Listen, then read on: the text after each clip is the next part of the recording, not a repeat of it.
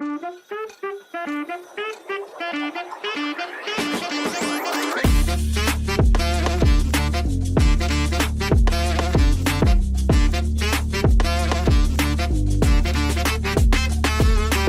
one is one I have done no research on. This is just one that popped in my head at 3 in the morning, and I texted myself to make sure I kept it. So car manufacturers build these vehicles that sometimes have engine issues, transmission issues, all sorts of issues before they even get sold. And then you have these airplanes that literally fly how many thousands of miles a day, or the lifespan of a plane. Like I said, I didn't do any research. This one just kind of, I'm making some other videos and thought I'd just pop in with this one.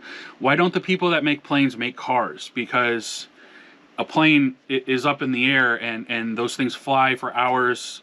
They're built to go nonstop. So why doesn't Boeing, why doesn't Airbus make cars that could last literally a lifetime? Yes, they might be expensive and you might be paying on it for 20 years, but if it's the only car you ever buy, why aren't they making cars?